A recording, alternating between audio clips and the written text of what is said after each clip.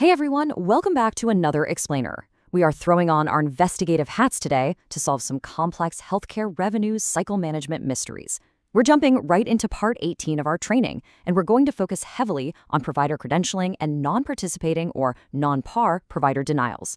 Specifically, we'll be breaking down the notorious PR 147 denial code. Quick look at our agenda for today. We're going to define non-PAR denials, dig into a root cause analysis, map out a step-by-step resolution workflow, give you a standard AR caller note template, and then wrap it all up with a knowledge check. All right, we've got a lot of ground to cover, so let's get right into it. Okay, Section 1, Definition and Meaning of Non-PAR Denials. So you get a PR 147 denial on your desk. What does it actually mean? It literally means the contracted or negotiated rate is expired or just not on file. Basically, the payer's throwing their hands up and saying, we have no idea who this provider is, or we just don't have an active agreement with them right now. It's a classic case of a fundamental mismatch between the healthcare provider's actual credentialed status and what is sitting in the payer system. It's a total clash of systems, and it is incredibly frustrating for healthcare providers. The provider might be sitting there thinking, hey, we are fully credentialed, but the payer's database is completely in the dark. Maybe the paperwork got lost in the shuffle, or their system just hasn't updated yet. When those systems disagree, a PR 147 is exactly what spits out. Moving right along to Section 2, Root Cause Analysis. So why does this clash actually happen in the real world? Well, there are really 5 main culprits here. Sometimes it's a totally valid denial. Say a patient has a strict HMO plan and they went out of network for a routine checkup. Or the provider's contract legitimately expired before the date of service. Fair enough, right?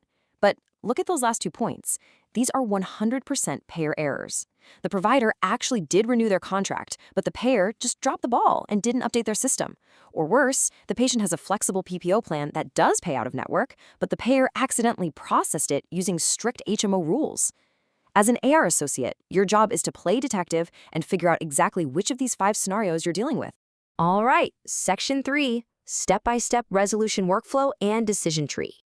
Before you even think about digging into contracts, do this one thing. Check the place of service code on the claim. If it says POS 23, the emergency room, you can stop right there. This is our golden rule. An emergency completely overrides standard out-of-network restrictions. I mean, patients can't exactly shop around for an in-network doctor when they're having a heart attack, right? If it's an emergency service, the payer is required to reprocess the claim, period. It doesn't matter what the provider's participating status is. Now, if it was not an emergency, your next investigative step is looking at the patient's plan type. This is where you figure out if you've got a fight on your hands or if you just need to accept the denial.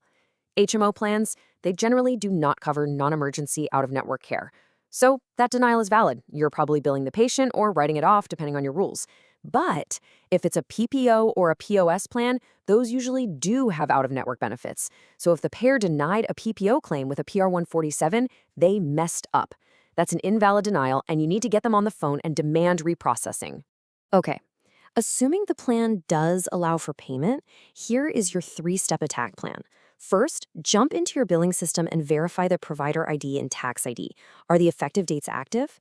Second, and guys, this is an absolute pro tip, search your billing system for historical paid claims under that exact same TIN and PIN for the same date of service range. If you find one, boom, you just struck gold. You can use that paid claim as hard evidence to corner the payer rep and force them to correct their mistake. Third, if the payer's system is just genuinely out of the loop, you might need to blast over a W-9 form to get their records updated. Which brings us to Section 4, Standard AR Caller Note Template.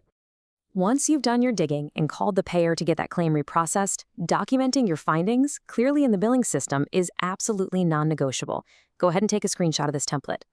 A good AR caller note is crisp, clear, and leaves zero room for guesswork. Detail your action, the status of the claim, your exact investigative steps, like noting the POS 23 or the PPO plan, and the final resolution. And always, always get that call reference number. It keeps you perfectly compliant and sets up the next AR associate for total success. All right, let's wrap this up with Section 5, Knowledge Check. Let's see what's stuck. Question 1. You get a PR 147 denial, but the place of service is 23. What's your next move? Think back to that golden rule we talked about regarding emergencies. Moving to question 2. Your patient has an HMO plan and gets non-emergency care from a non-contracted provider. Is this PR 147 denial valid? Keep in mind how incredibly strict HMOs are compared to PPOs. And finally, question 3. How do you practically force a payer to reprocess a PR 147 that happened because of their own credentialing system error? What was that piece of hard evidence we talked about digging up in your billing system? Okay, let's see how you did. For number 1, it's C. You always call the payer and request reprocessing for an ER visit no matter what. For number 2, the answer is B. Yes, it's a totally valid denial. HMOs simply do not play around with out-of-network non-emergencies. And for number 3, it's B again. Locating those historical paid claims is your ultimate trump card when you're fighting a payer error. Make sure you've really got these nuances down. You guys did an amazing job navigating the maze of credentialing denials today, but it really makes you wonder, if simple payer mismatches like a PR 147 are causing this many headaches, what other hidden payer errors are silently eating into your facility's revenue right now? Something to think about. The more you practice these workflows, the more of that revenue you're going to recover.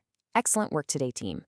Share and subscribe for free courses on Decode Healthcare with Harshaw.